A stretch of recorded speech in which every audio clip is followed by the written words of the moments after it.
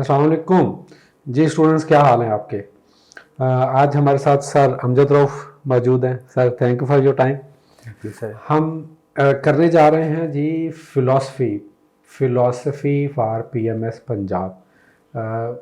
ये एक ऐसा सब्जेक्ट है जो कि बहुत ही इग्नोर्ड, मैं इसको बोलूँगा, क्योंकि स्टूडेंट्स को इसके मतलब कोई ज़्यादा अंडरस्टैंडिंग नहीं है। तो हम इस वीडियो के अंदर मेनली हम डिस्कस करने जा रहे हैं कि वो पीएमएस पंजाब की जो फ़िलासफ़ी है उसका सिलेबस जो है उसमें क्या क्या चीज़ें शामिल हैं और इसको स्टूडेंट्स किस तरह से क्रैक कर सकते हैं, और सीएसएस और पीएमएस के सिलेबस में फ़िलासफ़ी में क्या डिफरेंस है, और स्टूडेंट जो है इसको किस तरह से क्रैक करके इसमें अच्छा स्कोर ले सकते हैं।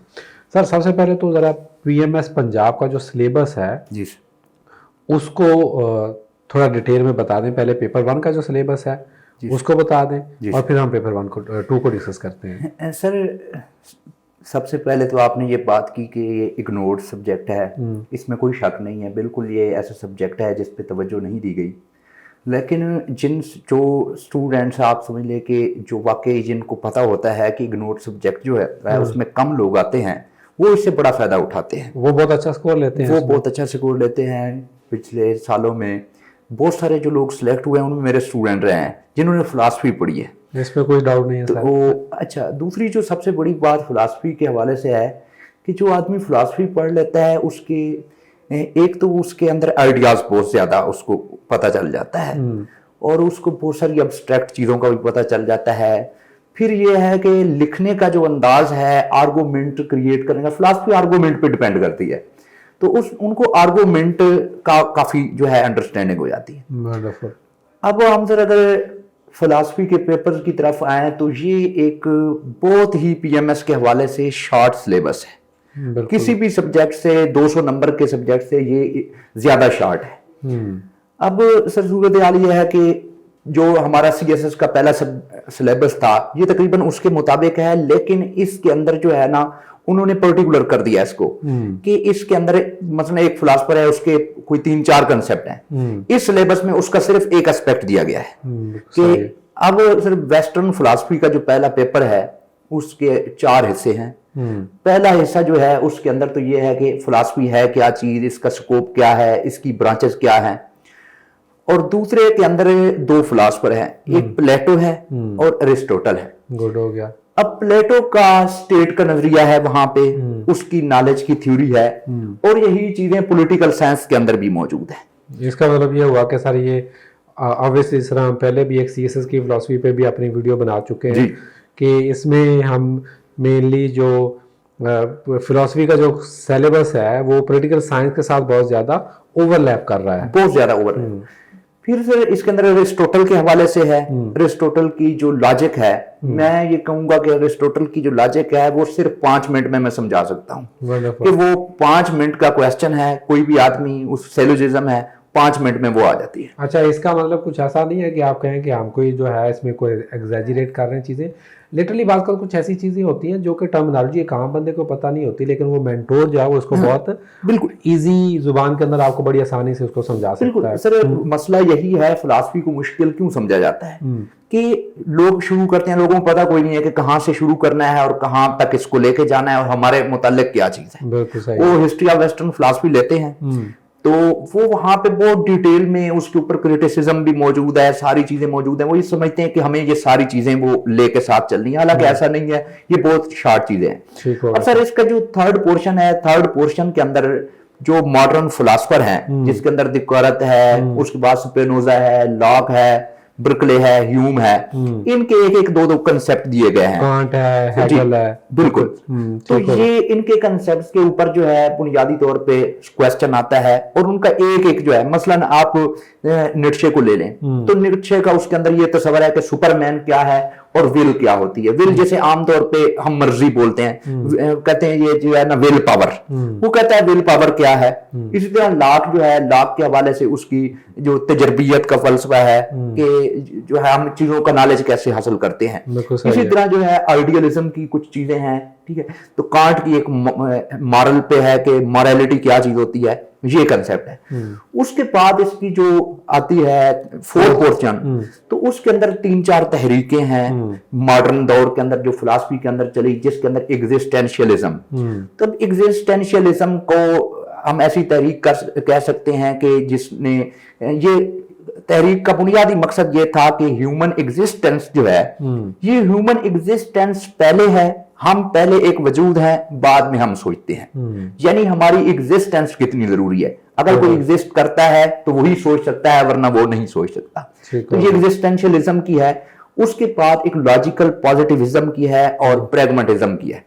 प्रैग्मेटिज्म आपको बताया कि क्या चीज प्रैग्मेटिक हम रोजाना बोलते हैं, लेकिन हमने यहाँ पे सिर्फ ये पढ़ना है कि ये है क्या चीज प्रैग्मेटिज्म, किसी चीज को प्रैक्टिकल अंदाज में उसके नतीजे को कैसे देखना है, ये चीजें वेस्टर्न फिलॉसफी में है। अब इसका सर दूसरे पेपर पे अगर हम आते हैं तो दूसरा पेपर है मुस्लिम फिलॉसफी के हवाले से जी। मुस्लिम फिलॉसफी के हवाले से वही चीजें जो हमें बहुत सारी बातों का पहले हम रोजमर्रा। अच्छा सर, जो दूसरा पेपर है इसका इस्लामियात के साथ काफी इंटरलिंक है। अच्छा, इस्लामियात के अंदर मसलन सूफीज्म का जो तस्वर है हमारे यहाँ, फिर रेशनलिज्म के इस्लामियात में कई हवाले जाता है कि अकल का जो है रेशनलिज्म का इस्लाम के अंदर क्या ताल्लुक है।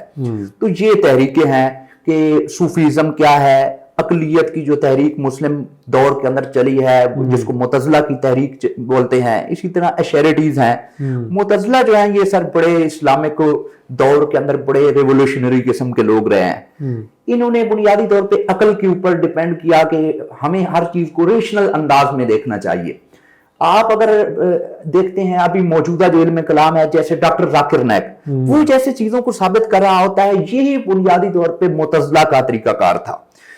इसी तरह सर सैयद अहमद खान को, अच्छा सर सैयद अहमद खान एक हिस्सा है। आप सर सैयद अहमद खान को जाने बगैर मेरे ख्याल में ना तो इंडियन हिस्ट्री कंप्लीट होती है कि सर सैयद के क्या इम्पैक्ट थे, पाकिस्तान हिस्ट्री पे आ जाए उसके अंदर भी सर सैयद पे क्वेश्चन है। इसी तरह अल्लामा मोहम्मद इकबाल है। अब मैं कह रहा था कि इस्लामियात इज्तिहाद का जो तस्वर है अल्लामा मोहम्मद इकबाल का कि इज्तिहाद क्या चीज है, इज्तिहाद कैसे होता है, उसकी reconstruction of religious thought in Islam के, इस्लाम के अंदर आने वाले दौर के जो मौजूदा दौर है, मौजूदा दौर के क्या इस्लाम एक ऐसा मजहब है जो चीजों को जकड़ के बैठा हुआ है, हमने फंडामेंटल पे रहना है या आगे हमने जाना है, हमने कैसे बदलते हुए तकाज़ों के साथ जो है वो देखना है। तो ये चीज उसके इज्तिहाद के तस्वर के अंदर हम देखते हैं।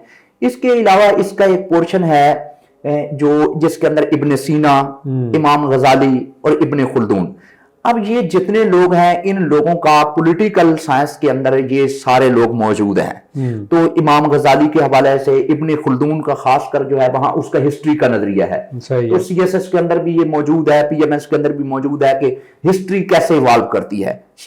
ये बेसिकली कोई बहुत ज्यादा फिलोसॉफिकल डीपनेस में नहीं जाता, ये बताता है कि एक स्टेट कैसे मर्ज होती है, वो स्टेट कैसे जो है जवान होती है, वो स्टेट का डाउनफॉल कैसे होता है। जैसे वाई नेशन फेल, मैं वाई नेशन फेल देख रहा था, उसके अंदर इससे बहुत ज्यादा उसने जो है ना वो लिया है अपने नजरियात को इब्न खुल्दून का जो मुकदमा है उससे। तो इसके अलावा इसके अंदर जो मॉडर्न दौर के अंदर इस्लामाइजेशन ऑफ नॉलेज है, ये कंटेम्परेरी डिबेट्स जो है, ये कंटेम्परेरी आपको इस हवाले से बेहतर जानते हैं कि हमारे यहाँ भी इस्लामाइजेशन ऑफ नॉलेज की गई, खासकर अफगान वार के कंटेक्स्ट में अगर हम देखते हैं तो यहाँ पे जिस तरह नॉलेज को जो है वो इस्लामाइजेशन उसके हवाले से और हमारे निसाब मुरतब किए गए। जब इस्लामाइजेशन ऑफ नॉलेज पढ़ते तो हमें सिलेबस के हवाले से बहुत सारी चीजों का पता चलता है कि कैसे चीजों को जो है वो अपने नजरिया जरूरत के तहत या अपने साथ मुताबिकत पैदा करने के लिए हम कैसे करते हैं। ये इस्लामाइजेशन ऑफ नॉलेज है। उसके बाद रिलीजियस फंडामेंटलिज्म है। तो रिलीजियस फंडामेंटलिज्म हमारे दौर का ये एक बहुत बड़ा अहम जो है वो एक इशू है। इस्लामोफोबिया जिस तरह यूरोप के अंदर फैला हुआ है और इसके ऊपर ऐसे के हवाले से बहुत सारी बातें होती हैं, तो ये रिलीजियस फंडामेंटलिज्म को भी इस पेपर के अंदर डिस्कस किया जाता है। इसके अलावा जो हमारे तारीख जो 2-3 यहाँ के अल्लामा इकबाल, सर सैयद और शाह वलीउल्लाह, ये वो लोग हैं जो इसके अंदर।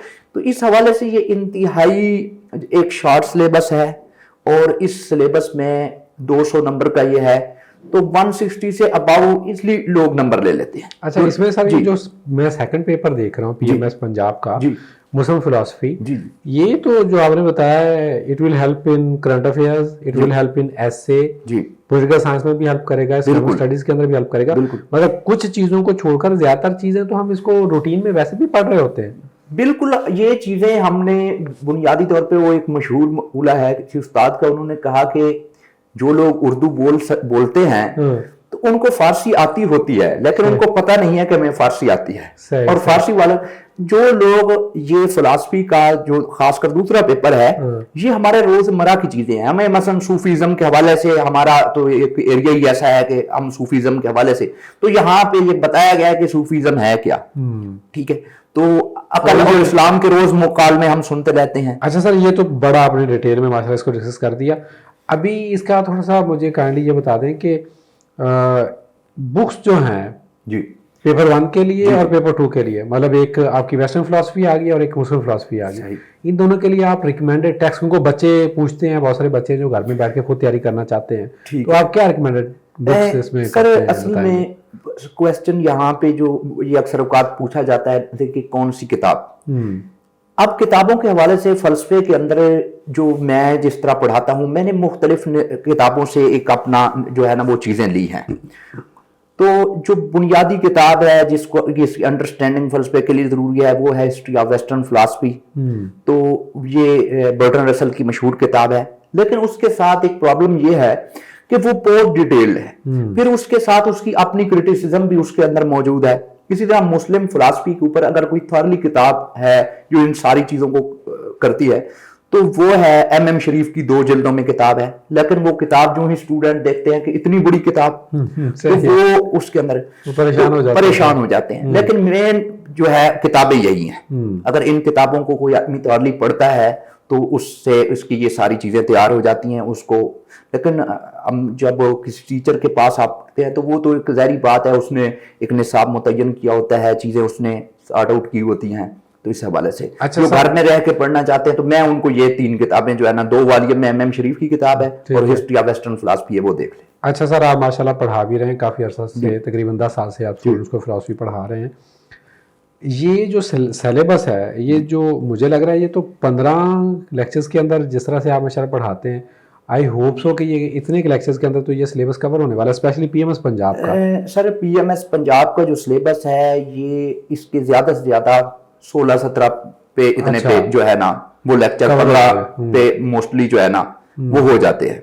और इसमें स्कोर, मिनिमम स्कोर आपके ख्याल में कितना और मैक्सिमम सर कितना? मैं ये समझता हूँ कि मिनिमम स्कोर इसमें 150 से जो है ना वो आना चाहिए, अगर आपकी अच्छी तैयारी है, अच्छी तैयारी हो। देखिए जब सर फिलॉसफी में जो दूसरी एक चीज सर मैं कि फिलॉसफी के अंदर ये जरूरी नहीं है कि आप बहुत सारा लिखें ना, ये एग्जामिनर की डिमांड होती है।